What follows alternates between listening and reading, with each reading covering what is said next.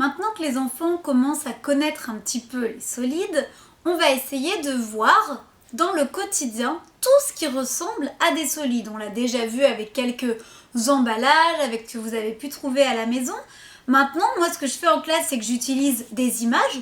Donc soit vous dites simplement le nom de l'objet ou bien vous en trouvez chez vous. Mais vous n'avez peut-être pas tout, donc simplement dire des noms d'objets. Et puis l'enfant va devoir trouver à quel solide ressemble l'objet du quotidien.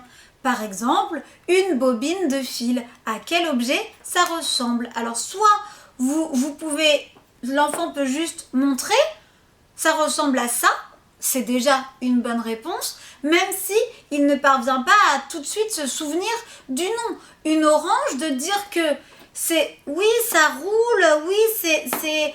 Alors ce n'est pas rond, hein, mais qu'est-ce que c'est? Et là, on va se souvenir du nom, c'est une boule. Mais le nom peut venir dans un second temps. Déjà, retrouver ce à quoi ça ressemble, c'est intéressant. Dans l'objet du quotidien, on peut avoir une poubelle, on peut avoir un réveil en forme peut-être de pyramide, un globe qui va servir à voir les pays, du coup on retrouve encore la boule.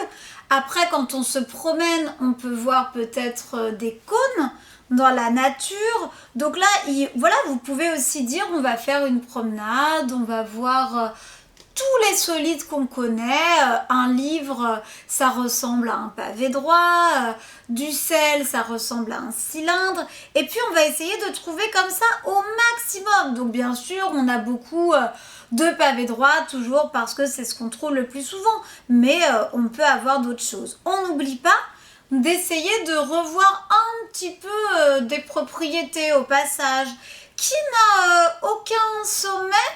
Bah, c'est la boule. Qui a des faces bien plates les unes en face des autres? Alors il y a le cube, il y a le pavé droit, etc. Donc on réintègre du vocabulaire au fur et à mesure.